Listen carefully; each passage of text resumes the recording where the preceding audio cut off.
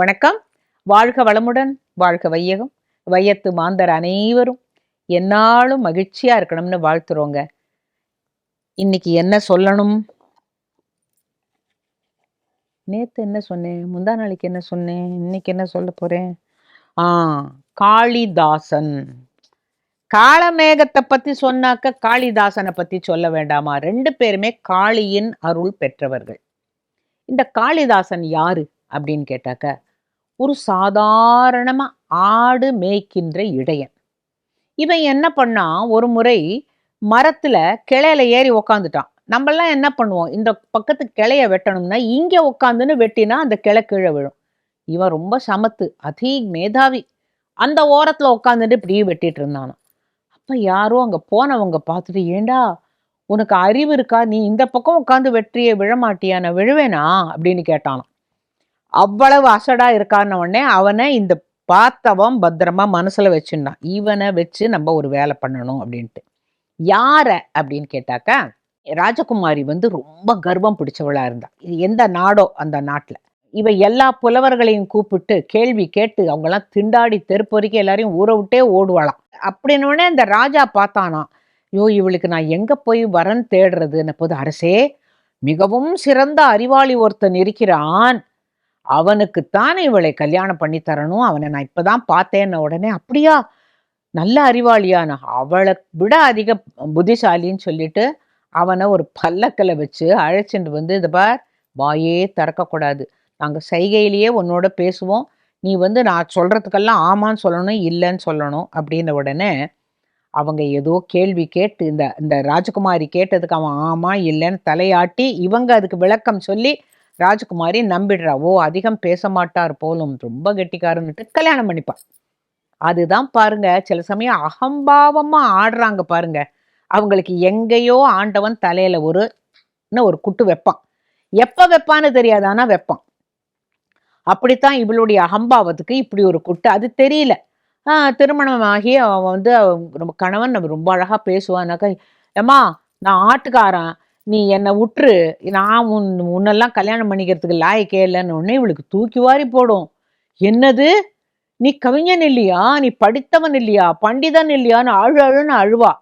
அப்போ அவன் சொல்லுவான், இல்லைம்மா என்னை அந்த ஆளுங்க தான் பல்லக்கில் உட்கார வச்சு அழைச்சின்னு வா உன்னை ராஜகுமாரிக்கு கல்யாணம் பண்ணி வைக்கிறேன்னு உடனே நான் சரின்னு வந்துட்டேன் அப்படின்னு பரிதாபமாக சொன்ன உடனே தாலி கட்டியாச்சு, ஊர் பூரா தெரியும் இந்த மாதிரி கல்யாணம் பண்ணிட்டாச்சு, நீ என்ன பண்றா, வா நான் கும்பிடுற புவனேஸ்வரி அம்மன் கோவில் இருக்கு, வா உன்னை அழிச்சுன்னு போறேன்னு சொல்லி அங்க போய் அழுத புலம்பரா, எனக்கு இவ்வளவு அறிவை கொடுத்தியே, அவனுக்கு ஏதாவது ஒண்ணு பண்ணு, நீ அவன் இவ்வளவு முட்டாளா இருக்கானே, எனக்கு ஊரே சிரிக்குமே அப்படின்னு அவன் ரொம்ப கதர்னு கதறி அவன் மயக்கம் போட்டு விழுந்துருவா. அப்போ அவன் உட்காந்துட்டே இருப்பான், அங்க இருக்கிற உருவத்தை பார்த்துட்டு இருப்பான். நீ யாரு, எனக்கு உன்னை தெரியலன்ன பொழுது அவள் உண்மையிலேயே பிரத்யக்ஷமாகி அவனுடைய நாக்கில் பீஜாட்சரத்தை எழுதி, கல்விக்கு பீஜாட்சரம் எழுதணும். மற்ற நாட்டிலெல்லாம் எழுதுறாங்களான்னா அது இல்லை, நம்ம நாட்டில் நாக்கில் பீஜாட்சரம் எழுதுகிற வழக்கம் உண்டு. அந்த நாக்கு சொல்கின்ற சொல் நல்லா இருக்கணும்னுட்டு அவ நீ ஒன்றும் கவலைப்படாதே, நான் உனக்கு அருள் புரிகிறேன், என்றும் நீ காளி பக்தனாக இருப்பாய் சொல்லி நீ இன்று முதல் நீ காளிதாசன்ங்கிற பேரை அவ கொடுத்து நாக்கில் பீஜாட்சரம் எழுதின உடனே அவன் மாணிக்க வீணாம் உபலாலயந்தி மதாலசாம் மஞ்சுள வாக்விலாசாம் அப்படின்னுட்டு அப்படியே ஷாமலா தண்டகம் பொழி பொழி பொழி பொழின்னு பொழிஞ்சிடுறான். இவன் கொஞ்ச நேரம் கழிச்சு கண்ணை முழிச்சு எழுந்து பார்த்த உடனே இவன் அவளுக்கு கும்பிடு போடுவான். ஐயோ என்னம்மா, நீ என்னோட புருஷனாச்சேன, இல்லை இல்லை, நீ என்னை இங்க அழைச்சிட்டு வரலன்னா காளி எனக்கு இப்படி ஒரு வரத்தை தந்திருக்க மாட்டா, உன்னால் நான் கல்வி அறிவு பெற்றேன், அவ எல்லாத்தையும் என் நாக்கில் எழுதிட்டா, எனக்கு இப்ப மண்டைக்குள்ள அத்தனையும் தெரியறது, நல்ல கல்வி அறிவு தெளிவா தெரியறதுமா, நீ தான் என் குருன்னு அவளை கும்பிட்ட உடனே, இனி நான் உன்னை மனைவியா ஏற்றுக்கொள்ள முடியாது, நீ குருன்னு சொல்லிட்டு அந்த ஊரை விட்டு போயிடுறான். அவ வருத்தப்படுறா, ஆனா அவளே இன்னொரு மறுபிறவி எடுத்து வந்ததாக அந்த கதை பின்னால வரும். ஆனா இவன் காளிதாசன்கிறவன் அங்க இங்க அவன் எங்க பாடினாலும் எப்படி பாடினாலும் அற்புதமா பாடுவான். கடைசியில போஜராஜன் அங்க எப்படி திருமல ராயன்கிறவன் காளமேகத்தை ஆசிரயிச்சு அவன் தன்னோட வச்சுட்டான், அந்த மாதிரி போஜராஜனுக்கு காளிதாசன் மேல அப்படி ஒரு ரொம்ப அன்பு வந்துடுது. இது இங்க ஒரு ஆள் இருந்தானே அதிமதுர கவிராயர், அதே போல இங்க பவபூதி, தண்டின்னு 2 பேர். அவங்க 2 பேருக்கும் ஒரே எரிச்சல். ஏய், நம்ம தானே இந்த சபையில ஆஸ்தான வித்வான்களா இருந்தோம். இவன் எங்க இருந்தோ வந்துட்டான். இவன் ஆட்டி இடையனாம் தெரியுமா? அவன் பாரு இன்னைக்கு நீ ஏதோ அருள் வந்தவன் மாதிரி காளிதாசன்னு சொல்லிக் கொள்கிறான். அரசன் என்ன ட்ரெஸ் போட்டுக்கிறானோ அந்த மாதிரி இவனும் ட்ரெஸ் போட்டுக்கிறான். அந்த மாதிரி நகையெல்லாம் போட்டுக்கிறான். அவனுக்கு பாரேன் போது தண்டியும் பவபூதியும், காளிதாசா இங்கே வா, நாம் மூவரும் கவி பாடுவோம் காளி கோயிலில் போய். அவளே சொல்லட்டும் யாருடைய கவி மிகச் சிறப்பாக இருக்கிறது என்று. அப்போ போஜராஜன் சொல்றானா, சபாஷ், சரியான போட்டி, நம்ம சொல்லுவோமே அந்த மாதிரி. ஓ, இப்ப இந்த 3 பேர்ல யாரு மிகச் சிறந்தவர்கள்னு யார் சொல்றது? அம்பாளே சொல்ல போறாளா அப்படின்னு சொல்லிட்டு அங்க வந்த பொழுது, அதாவது அம்பாளே சொல்றாளான்னா, இப்ப நம்ம கூட கோயிலுக்கு போறோம், நம்ம ஒண்ணு நினைச்சுன்னு போறோம். ஐயோ இது பாவம், இதுக்கு விசா கிடைக்கணும், என் புள்ள அமெரிக்கா போகணும்னு ஆசைப்படுறான். இது நான் ட்ரம்ப் காலத்துக்கு முன்னால சொல்றேன், இப்ப இல்ல. ட்ரம்ப் இருக்கிற ஜோர்ல இப்ப யாருமே அமெரிக்கா போக ஆசைப்படல. அப்போ போய் கேட்குறோம்னு நினைச்சுக்கோங்களேன். அப்ப சுவாமி மேல இருக்கிற ஒரு செம்பருத்தி பூ வலது புறமாக அப்படியே அந்த தலையிலேருந்து உருண்டு அப்படி கீழே விழுந்ததுன்னா, அப்பாடா அம்பாளே உத்தரவு கொடுத்துட்டா அப்படிம்போம். இது நம்ம நாட்டு வழக்கம். ஏதோ ஒரு சின்ன ஒரு ஒரு அறிகுறி காட்டினா நம்ம மகிழ்ந்து போயிடுவோம் இல்லையா? அந்த மாதிரி அவ என்ன அறிகுறி தரப்போறாங்கிறது தெரியல. இவன் 3 பேரும் போய் தண்டி ஒரு கவிதை பாடுறான், பவபூதி ஒரு கவிதை பாடுறான். உடனே ஆஹா ஆஹா அப்படின்னு சொல்லிட்டான். காளிதாசனும் பாடினான், அவ ஒண்ணுமே சொல்லல. அப்ப தண்டியும் பவபூதிக்கும் என்ன ஒரு சந்தோஷம், ஆஹான்னு சொல்லிட்டாளே, ஆஹான்னு குரல் கேட்டது. எங்க 2 பேருக்கு தான் கேட்டது. உன்னோட பாட்டுக்கு அவ ரசிக்கவே இல்லை அப்படின்ன உடனே அவன் உடனே, நீ என்ன கடவுள், உனக்கு என்ன ரசனை இருக்கிறது என்று நீ என்னுடைய பாட்டை நீ ஏற்கவில்லை அப்படின்னு சொன்ன பொழுது, அப்ப குரல் கேட்டதாம், அவசரப்பட்டு விட்டாய் காளிதாசா, இவர்கள் இருவரும் பாடியது நன்றாக இருந்தது. ஆனால் நான் நீதான் நான், உனக்கு மிஞ்சி யாரடா அப்படின்னு கேட்டுட்டாளாம். சான்ஸ்கிரிட்ல சொல்லியிருப்பா, நீ துவம் அகம், அகம் துவம் அப்படிங்கிற மாதிரி. அதாவது நீயும் நானும் ஒண்ணுதான். இவங்க மானுடர்கள் பாடினான்கள், நீ வேறு நான் வேறு இல்ல. அதுக்குள்ள ஏன் அவசரப்பட்டு என்ன திட்டின அப்படின்ன போது அவன் அழுதானான். இதெல்லாம் போஜராஜன் கேள்விப்பட்டது மட்டும் இல்ல, பார்த்துட்டு ஆடி போயிட்டானா. இப்படியா தெய்வ அருள் இருக்கிற ஒரு ஆளு அப்படின்னு சொல்லிட்டு. அப்ப தண்டியும் இருக்கான், பவபூதியும் இருக்கான். தண்டிக்கு என்னன்னு கேட்டாக்க, தினம் காலம்பரை எழுந்திருக்கும் போதே அவனுக்கு அப்படியே கொப்பளிக்குமா கோவம், இந்த காளிதாசனை எப்படியானு மடக்கணும்னுட்டு.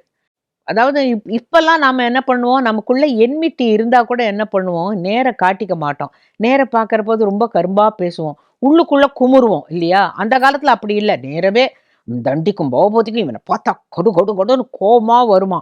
காளிதாசன் இப்ப சொல்ற மாதிரி கூலா இருப்பாராம். அந்த ராஜா என்ன சொன்னானா, க க க க இந்த 4 சொல்லையும் வச்சு உங்களால கவிதை எழுத முடியுமா அப்படின்ற போது தண்டி மண்டையை உடைச்சுக்கிறான். பவபூதி அதுக்கு மேல. காளிதாசன் சொன்னானா, இது என்னது இது க க க க. இப்ப தமிழ்ல எல்லாத்துக்கும் ஒரு க இல்லையா? காகம் அதேதான், கங்கை எல்லாத்துக்கும் க க க ஒண்ணுதான் எழுதுவோம் இல்லையா? வடமொழியில அப்படி இல்லை, க க க க அப்படி வரும். இப்போ காளிதாசன் வீட்டுக்கு போயிட்டான். அன்னைக்கு சபை முடிஞ்சு வீட்டுக்கு போயிட்டான். நாளைக்கு நீங்க எல்லாரும் கவிதையோட வரணும்னு ராஜா சொல்லிட்டான். இந்த போஜராஜா மட்டும் இப்படி எல்லாம் ஒரு சவால் கொடுக்கலன்னா இவங்களுடைய திறமை வெளியில வந்திருக்காது. எல்லாருக்குமே வாழ்க்கையில ஏதாவது ஒரு ஆப்பர்ச்சுனிட்டி, வாய்ப்பு வந்தால்தானே அவங்களுடைய திறமையை காட்ட முடியும். வாய்ப்பே இல்லை அப்படின்னாக்கா அவங்களுடைய திறமை வெளிவராது. குடத்தில் இட்ட விளக்கு போலவே இருக்கும். இது நமக்கு தெரிஞ்ச உண்மை இல்லைங்களா? உங்களுக்கெல்லாம் இது நினைவிருக்கோ இல்லையோ, இல்லை நீங்க பார்த்துருக்க மாட்டீங்க, பகிர்ந்துக்கிறேன்.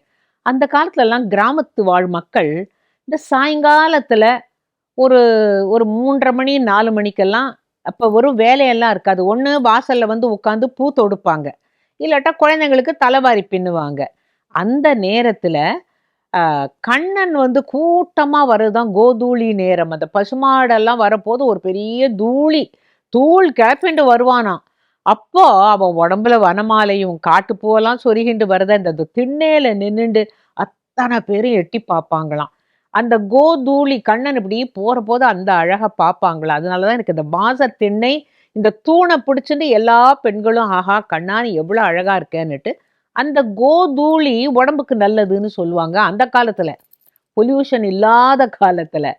இப்ப அதே போல இந்த காளிதாசன் என்ன பண்றான், வாசத்திண்ணையில உட்கார்ந்துட்டு இருக்கான். சரி, நாளைக்கு நமக்கு கவிதை வேணும். அம்பாளே, களி, எனக்கு ஏதாவது நீ அருள் புரிய மாட்டியா? அதாவது நாம நினைப்போம், நான் பண்ணிடுவேன்னு நினைப்போம். ஆனா நமக்குள்ள இருக்கிற அந்த தெய்வத்தோட அருள் இருந்தாதான் அது முடியும். இல்லைங்களா? அப்ப ரொம்ப அழகா அலங்காரம் பண்ணிட்டு, ஒரு 8, 10 வயசு இருக்கும் ஒரு பொண்ணு. பட்டு பாவாடை, பட்டு சட்டை, நல்ல ராக்கொடி, ஜடபில்லை எல்லாம் வச்சு பின்னி, குஞ்சலம் வச்சு, அவ்வளோ நகைய போட்டுண்டு சல்லு சல்லுன்னு அந்த கொலுசோட சத்தம் போல அப்படியே போயின்னு இருக்கும்போது, அவன் அங்கேருந்து வந்து, "பெண்ணே, இங்க வா" அப்படின்னு கூப்பிட்டான். இதுவும் எனக்கு ஃபெமிலியரா தான் இருக்கு. கிராமங்கள்ல இந்த வயசானவங்கலாம் உட்காந்துண்டு, "ஏடி குட்டி, ஏடி குட்டிம்பாங்க. என்னடி பெண்ணேங்கிறதுக்கு, ஏடி குட்டி, ஆரடி நீ? நாராயணசாமி பேத்தியா?" அப்படிம்பாங்க. யாருன்னே தெரிய வேண்டாம். ஆனா கூப்பிட்டு பேசுவாங்க. நம்மளும் பதில் சொல்லுவோம். அது அந்த காலம். இப்பல்லாம் கேட்டாக்கா, "Why the hell are you bothered?" அப்படின்னு சொல்லிட்டு போறது குழந்தைகள்லாம். அதனால இப்ப யாரையுமே கூப்பிட முடியாது. அப்ப "இங்க வா" அப்படின்னு கூப்பிட்ட உடனே, "என்ன?" அப்படின்னு கேட்டாளாம் அவ. "க துவம் பாலே" அப்படின்னாராம். "நீ யாரு பெண்ணே?" அப்படின்னு கேட்டபோது அந்த பொண்ணு, "காஞ்சனமாலா. என் பேர் காஞ்சனமாலா." "கஸ்யா புத்ரி? நீ யாருடைய மகள்?" "கனகலதாயா." "ஓ." "ஹஸ்தே கிம்தே? கையில என்ன வச்சுன்னு இருக்க?" "தாளி பத்திரம், பனை ஓலை. அதுல என்னம்மா எழுதியிருக்கு?" "கக்க கக" அப்படின்னாலாம். என் அம்பாளே, இப்படியா எனக்கு நீ ஒரு கவிதையை தருவேன்னு சொல்லிட்டு, "சரி கண்ணா, நீ போயிட்டு வா" அப்படின்னாராம். அந்த பொண்ணு சல் சல் சல் சல் சல்னு போயிட்டாளாம். வந்தவ அம்பாள். எப்படி அவன் வந்த உடனே, "நீ யார் பெண்ணே?" அப்படின்னு கேட்டா, "என் பேர் காஞ்சனமாலா." "உங்க அம்மா பேர் என்ன?" "நீ யாரோட பொண்ணுன்னு?" கேட்டா, "கனகலதா" அப்படின்னு. "சரி, கையில என்ன வச்சுன்னு இருக்க?" "பனை ஓலை. அதுல என்னம்மா எழுதியிருக்குன்னு?" கேட்டாக்கா, "கக்க கக." அடுத்த நாள் காலையில இவனுக்கு ரொம்ப சந்தோஷம். அங்க போனா தண்டி சொல்றான், "கக்க கக என்று எங்களுக்கு கவிதை வரவில்லை." பவபூதி சொல்றான், "எங்களுக்கு வரவில்லை." காளிதாசன், "எனக்கு வந்தது." "என்ன வந்தது?" அப்படின்னு கேட்ட பொழுது போஜராஜன் சொன்னானாம், "சொல்லுங்கள் சொல்லுங்கள்" என்ற பொழுது, "கடைசி ஈற்றடி காக்கா கக என்று இருக்க வேண்டும், அவ்வளவுதானே. ஒரு பெண்ணை பார்த்தேன், அவகிட்ட கேட்டேன், நீ யாருன்னு கேட்டேன். என் பேர் காஞ்சனமாலான்னு சொன்னா. நீ யாரோட பொண்ணுன்னு கேட்டேன். நான் கனகலதாவுடைய பொண்ணுன்னு சொன்னா. கையில என்னம்மா வச்சுட்டு இருக்கேன்னு கேட்டேன். பனை ஓலை வச்சுட்டு இருக்கேனே அப்படின்னா. அதுல என்னடிம்மா எழுதியிருக்கு அப்படின்னு கேட்டபோது அவ கக்க ககன்னு சொன்னான்னு.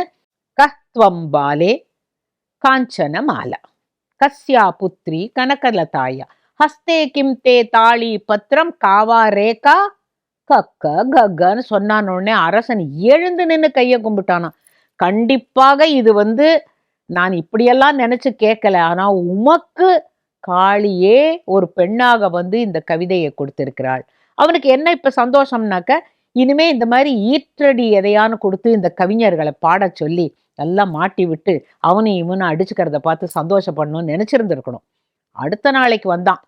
காட்டுக்கு வேட்டையாட போயிட்டு அன்னைக்கு சாயங்காலம் வந்தான். சாயங்காலமா அரச சபை கூட்டி எல்லார்கிட்டையும் சொன்னா, குளுகு குளுகு குளு இப்படி நீங்க ஒரு கவிதை எழுதணும்னு. என்னது?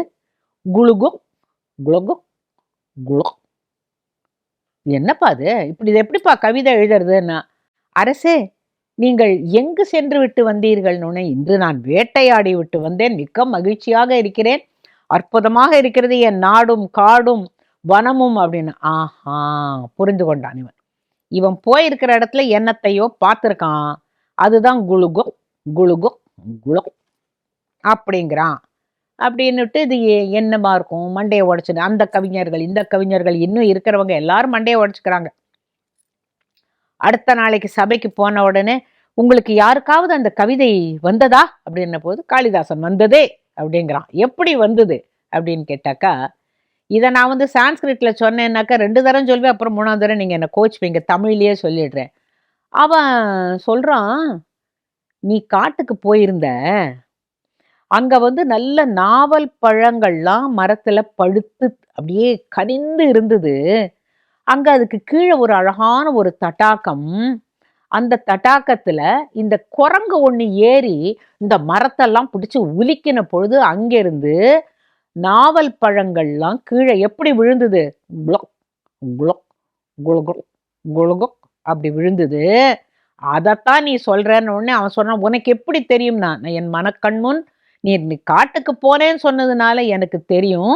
ஜம்பு பலானி பக்வானி பதந்தி விமலே ஜலே கபிகம்பித சாகாபிய குளுகுக் குளுகுக் குளு அப்படின்னா, கபிகம்பித அப்படின்னாக்கா உலுக்கிறது, குரங்கு உலிக்கினதுனால, கம்பம் பூகம்பம்ங்கிறோமே அசைவு.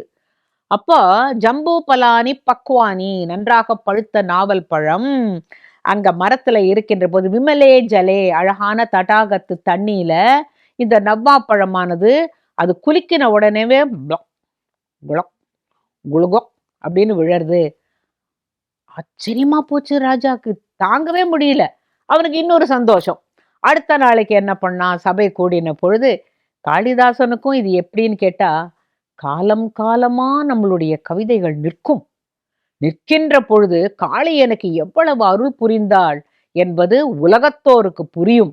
உலகத்தோர் செய்ய வேண்டியது ஒண்ணுதான், அறிவு வேணும் அப்படின்னுட்டு காளி கிட்ட கேட்டா அவ கொடுப்பா. அவன் மனசுல இதெல்லாம் ஓடுறது. இப்ப நான் ஏன் இந்த கதையெல்லாம் சொல்றேன்னா, எனக்கு அறிவே இல்லைங்க, என்னால ஒண்ணுமே சொல்ல முடியலைங்க, அதை சொல்லவே சொல்லாதீங்க. இறைவனை வேண்டினால் எந்த மாதிரியான அறிவு உங்களுக்கு வரணுமோ அது வரும். அடுத்த நாளைக்கு என்ன பண்ணிட்டான் ராஜா, அவனுக்கு இது ரொம்ப பிடிச்சு போச்சு. ஒரு தினம் ஒரு சேலஞ்ச் கொடுக்க வேண்டியது அடுத்த நாளைக்கு அதுக்கு விடை கிடைக்கிறதுங்கிற போது சந்தோஷமா இருக்குல்ல. அடுத்த நாளைக்கு சும்மா இல்லாம டண்டம் டடண்டம் டடடண்டம் டம் டம். என்னது? எல்லாரும் ஐயோ இந்த ராஜாக்கு சரியான இதா போச்சு. நேத்து தான் குளுக்கு குளுக்குங்கிறான், அதுக்கப்புறமா காக்க கங்கிறான். இன்னைக்கு பாரு என்னடான்னா டண்டன் டடண்டம் டடடண்டம் டண்டம். ஒருத்தருக்கும் புரியல. இப்ப உங்களுக்கே ஒன்றும் புரிஞ்சிருக்காது. அந்த கதை தெரிஞ்சவங்களுக்கு தெரியும். இல்லைனாக்க என்னங்க டண்டம் தண்டமா தண்டமா ஏதோ சொல்லிட்டு இருக்காங்கன்னு நினைக்கலாம். இல்லை, அடுத்த நாள் காலையில ராஜா குளிக்க போகும்பொழுது காளிதாசன் மறைஞ்சு நின்று பார்க்கறான். என்னடா அப்படின்னுட்டு பார்த்த போது அந்த படியெல்லாம் இருக்கும் இல்லையா, குளத்தங்கரையில் படியில் அவன் மேல நிற்கிறான். அவன் மேல இருக்கிற அந்த உத்தரியத்தை கட்டிட்டு சூரியனை பார்த்து ஒரு கும்பிடு போடுறான். பொன்னார் மேனியனா அந்த ராஜா நிற்கிறான். அப்ப கீழேந்து பூஜைக்காக தண்ணி எடுத்துன்னு போற ஒரு அழகான ஒரு சேடி ஒருத்தி படியில ஏறி வந்துன்னு இருக்கா. இவ்வளவுதான் அவன் பார்த்தான். அவ பாட்டு தண்ணி எடுத்துன்னு போறா, ராஜா இறங்கி குளிக்க போறான். எப்பொழுதுமே ராஜா எல்லாம் வந்தாங்கன்னா சேடிகள்லாம் ஒதுங்கிடுவாங்க. அந்த காலத்துல ராணியெல்லாம் குளிக்க போறான்னா பராக் பராக்னு சொல்லி அங்க யாரும் குளிக்க கூடாது. இல்ல சுவாமி வந்தா கூட சொல்லுவாங்கல்ல, சுவாமி ஏழை பண்ற போது கூட பராக் பராக்னா எல்லாரும் ஒதுங்கிக்கணும்னு அர்த்தம். ராஜா வந்தாலும் அப்படித்தான். இவன் குளிக்க தினம் அந்த குளத்துல போய் இவன் குளிக்கிறான். இவ தண்ணி எடுத்துன்னு போறாளா? இதுதான் கதை அப்படின்னுட்டு அடுத்த நாளைக்கு, ஒண்ணுமில்ல அரசே, நீ போய் ஸ்நானம் பண்றதுக்காக சூரிய ஒளியில் தக தக தகவன்னு மின்னுகின்ற உன்னுடைய மேனியோடு அங்கே குளத்தங்கரையில் மேல் படியில் நீ நிற்கிறாய். நீ இறங்க போற. இங்க இருந்து சுவாமிக்கு அபிஷேகம் பண்றதுக்காக ஒரு பொன் குடத்துல ஒரு தாதி பெண் தண்ணீர் எடுத்து கொண்டு வருகிறாள். அவ முன்னாலேயே போயிருக்கணும். இந்த பாதிப்படி ஏறி வந்த உடனே நிமிந்து பாக்குறா, நீங்க நிக்கிறீங்க. அப்படியே கை கால்லாம் நடுங்கி. அரசனை பார்த்தா ஹாய்ன்னு சொல்ற காலம் இல்ல, நடுங்கிடுவாங்க. எய்தாப்புல எதுக்கு வந்தேன்னு சேவகர்கள்லாம் கோச்சுப்பாங்க. அப்படியே நடுங்கி போய் அந்த பொற்குடத்து தண்ணீரானது அவள் கையிலிருந்து நழுவி விடுகிறது. அது என்ன ஆறுது? டண்டம் டடடண்டம் டடடட டண்டம் தண்டம். இப்படி எல்லா படியிலையும் உருண்டு உருண்டு உருண்டு உருண்டு அந்த பொன் குடமானது கீழே விழுந்தது. இது உண்மையான்னு கேட்ட பொழுது, நீ எங்க இருந்து பார்த்த? நான் எங்க இருந்தும் பார்க்கல. ஆனால் நீ குளிக்க போறீங்கிறத அது உஷத் நேரத்துல நான் வெடிகாலம்புற நேரத்துல நான் மறைஞ்சு இருந்து பார்த்தேன். நீ குளத்தங்கரையில நின்றுட்டு இருந்த. இங்க இருந்து ஒரு பொண்ணு தண்ணி எடுத்துன்னு போனா. இதுவாத்தான் இருக்கணும், இப்படி நடந்திருக்க வேண்டும் என்பது என்னுடைய ஹேஷ்யம். இல்லை கவிஞரே, இது நான் நம்பவே மாட்டேன். உங்களுக்கு என்ன வேணுங்கிறத நீங்க அந்த காளி கிட்ட கேட்குறீங்க. அவ அப்படியே அந்த காட்சிய உனக்கு ரீவைண்ட் பண்ணி உனக்கு காட்டிடுறா. அதனால தான் நீ கவி பாடுற அப்படின்னு சொன்னபோது, அவன் சொன்னானா, உண்மையாக இருக்கலாம். அவகிட்ட நான் என்ன கேட்டாலும் அவ குடுக்கறா அப்படிங்கிறதுனால தான் நான் காளிதாசனாக இருக்கிறேன். இன்றல்ல, போஜராஜன் இருக்கும் வரையும் மட்டுமல்ல, இந்த புவியில் மக்கள் வாழ்கின்ற வரையிலும் காளிதாசன் என்றால் காளி எவ்வளவு கருணையோடு அவனுக்கு அருள் புரிஞ்சிருக்காங்கிறது மக்களுக்கு தெரியணும் அப்படிங்கிறதுக்காகத்தான் நான் ரொம்ப பெருமைப்படுறேன். நான் மூடனா இருந்து ஒரு அரசியை மணந்து அவளால் நான் புவனேஸ்வரி அருள் பெற்று அவள் என் நாவில் பீஜாட்சரத்தை எழுதி இன்று நான் நினைத்தபடி நான் பாடுகின்றேன் என்றால் அது அது போஜராஜனுடைய நண்பனாக இருக்கிறேன் என்பதால் இதெல்லாமே சாதாரணமா நடக்காது. எனக்கு நடந்தது என்றால் இறையருள்தான். நான் ஏன் இந்த கதையை உங்களோட பகிர்ந்துக்கிறேன்னாக்க, இறைவன் அருள் இருந்தால் ஒரு குப்பை கூட பறந்து கோபுரத்தில் ஏறி உட்காரலாம். அதுவே ஒரு விதத்தில் அணியாக மாறலாம். அதுபோல நம்மளுடைய வாழ்க்கையில எத்தனையோ சோகங்கள், எத்தனையோ ஏமாற்றங்கள், எத்தனையோ தவறுகள் இருந்தாலும் அந்த இறைவனிடம் போய் கேட்கின்ற பொழுது, நான் அந்த இவர் எழுதி அனுப்பிச்சிருந்தாரே முதல்ல அது ஞாபகம் வருது. நீ எந்த சூழ்நிலையில் இருக்கிறாயோ அங்கே ஏற்கனவே இறைவன் இருக்கிறான். உன்னோட கூட வரான். உனக்கு பின்னாலேயும் இருக்கான். நீ எந்த சூழ்நிலையில இப்ப இருக்கியோ அந்த இடத்துலயும் உன்னோடையே கடவுள் இருக்கான். அதனால என்னைக்குமே கைவிட மாட்டான் அப்படிங்கிற அந்த உண்மை எனக்கு காளிதாசனோட ஒப்பிட்டு பார்க்க தோன்றது. இந்த கதையும் உங்களுக்கெல்லாம் பிடிச்சிருந்ததுன்னா தயவு செய்து எனக்கு தெரியப்படுத்துங்க. ஏன்னா உங்களுடைய ரசனை எப்படிங்கிறது எனக்கு தெரியல. நான் எனக்கு பிடிச்சதுன்னு உங்கள்கிட்ட கொடுத்துட்டு இதெல்லாம் வேண்டாமே அப்படின்னு நினைச்சாலும் சரி, இல்லை நல்லா இருந்தது இன்னும் கொஞ்சம் சொல்லுங்கன்னு சொன்னா ஆனந்தமாக பிள்ளையார் பொட்டியிலேருந்து எடுத்து உங்களோட எல்லாத்தையும் பகிர்ந்துக்க நான் தயார்.